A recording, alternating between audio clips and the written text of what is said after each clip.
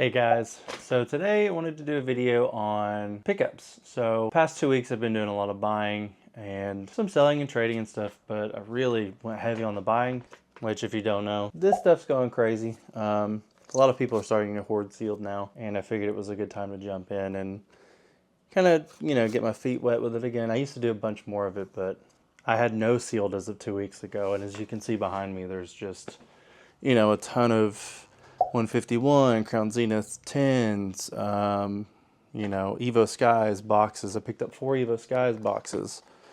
Lost Origin, some booster bundles. So, getting a position and diversifying is kind of what was the plan there. Other than that, I picked up a ton of slabs, a ton of really cool slabs, and I wanted to pull you over to the desk and just showcase the slabs, and you can check out the insane pickups. So let's go check it out. Okay, now that we're here, we'll check out the smaller stack, because the smaller stack is the more crazy stuff.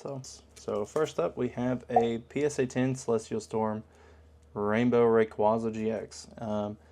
Love the Sun and Moon rainbows. The texturing is just so insane. So super cool card. Really cool to pick it up. Next up, we have we're going to continue on the Sun and Moon rainbows. We're going to get a Suicune GX. So another card that I really like the texture of. This card is insane. Happy to have it in a 10. It's relatively low pop too, so always nice to see those. Next we have a Lugia V Alt Art. Honestly, probably one of my favorite alt arts printed in Sword and Shield. I think the artwork is sick. I also just love Lugia as a Pokemon, so just a rad card to have in the collection. Next up, we're on a Mysterious Mountains PSA 10 Japanese Gengar. This card is incredible. The holo on it's insane. And happy to have it. It's a nice pickup. Another Japanese card. It's going to be the Web Series Gengar in a PSA 10. First edition. Unlim is more rare, but there's usually not too big of a price difference between the two. This card is another one that's pretty insane. Some would say it's a grail, so good to have that one. Next up, we have an Ancient Mew PSA 10. This is the Japanese, where it's got the confetti holo instead of the Cosmos foil. Another Japanese card is going to be the Mewtwo GX Shiny. A lot of people call this one the Mewtube, and just another really nice Japanese card. This card's insane in English price-wise, so I think this one has plenty of room to grow and catch up a little bit. Another Japanese banger. We're in the Japanese pile here. It's going to be the Latios and Latios Tag Team GX in Japanese.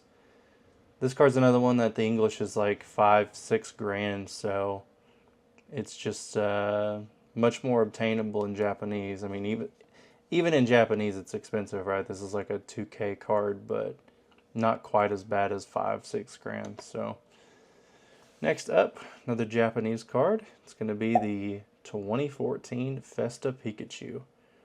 I love the Festa Pikachus. I'm not a huge fan of ponchos, but I love Festa Pikachus. This one here is particularly awesome to me because it's got a Gengar on the bottom. We're in a time now where Megas are popping off too, so a lot of people are speculating on this card because it's got the Mega Gengar down there on the right. Last up for this pile is a fat Karen's Umbreon PSA 10.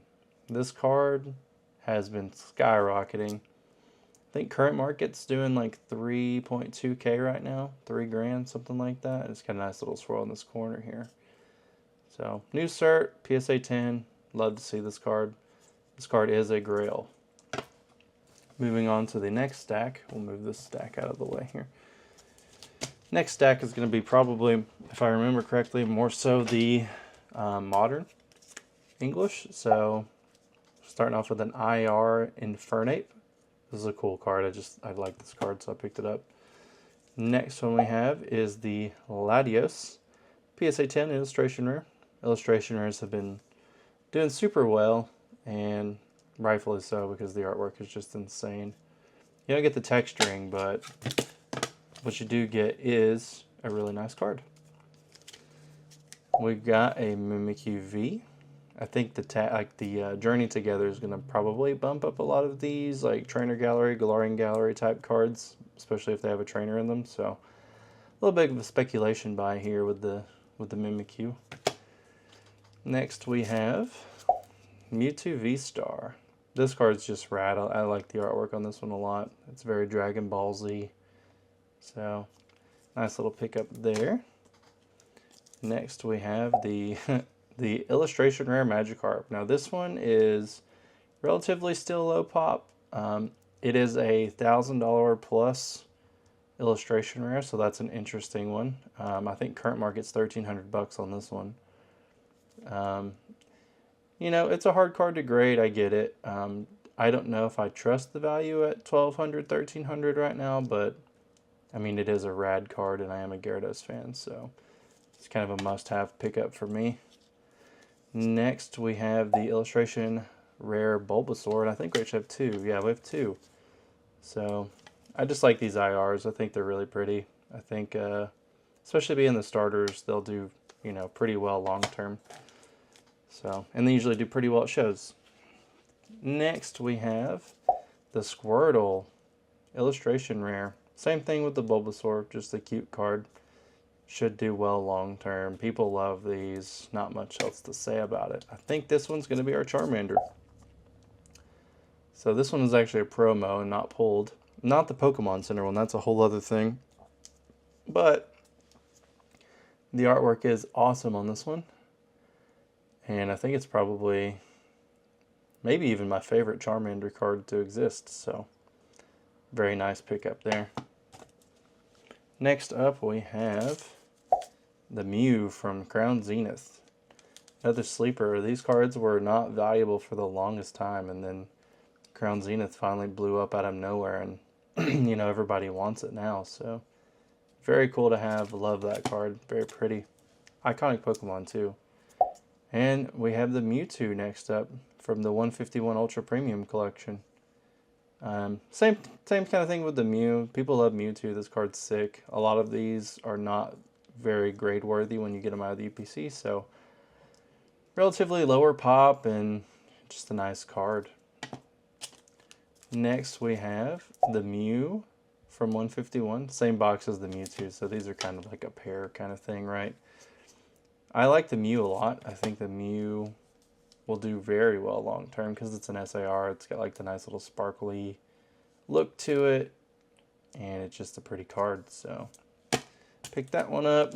Next one we have Sylveon VMAX with the trainer. So this goes on to the Journey Together thing, and you know, people liking the trainers with their Pokemon. So I think this one was an easy grab. It's should do pretty good long term. I think it's around $150 right now, so not terrible to get into if you wanted to get like a cheaper 10. Next up we have the Eevee illustration rare. This one's also a no-brainer. People love Eevee, and there's so many Eevees on this card. This card is super pretty. I think current market on this one's about $300, so it's a little bit up there, but you know, for what it is, I think it's probably spot on. Next we have Umbreon GX. Now I love the full art like GX shinies from, you know, Hidden Fates. Beautiful cards. I love the texturing. It's not as like insane as Sun and Moon era, but I feel like this was the last time that they really got texturing correct. So hard to go wrong with an Umbreon, especially a shiny one, and it's in a 10, so solid grab there. We're down to the last two cards. So this one we've got a Snorlax and Eevee tag team promo from the 10s. These are pretty hard to grade because the centering is usually very easily misaligned with these black lines around the border. So it can be quite difficult to get these in a 10. And I just love the artwork on the Snorlax there. It just looks pretty goofy. I love it. Not a bad grab. And for the last card we have the Togepi, Cleffa, and Igglybuff tag team alt art. Another 10 promo. No, it came in a box. It came in the box. And this one's just an adorable card. It's hard to not like this card. I think if you don't like this card, you're probably just a monster. Nice to see how the little baby Pokemon get some love on these. I think this one's doing like 300 bucks or so, so it's still not like super out of reach, but it's getting up there in value, and I think it will grow long term. So those are all the recent pickups for the past 2 weeks. I do have a show coming up in Chicago. We're going to Collecticon, so if anyone's going to Chicago, you'll catch me there with these on the table. If you see any that you like, also you can always feel free to reach out to me on Instagram. I do claim sales every week. And yeah, hopefully you liked all the reveals, and we'll catch you on the next one. See ya.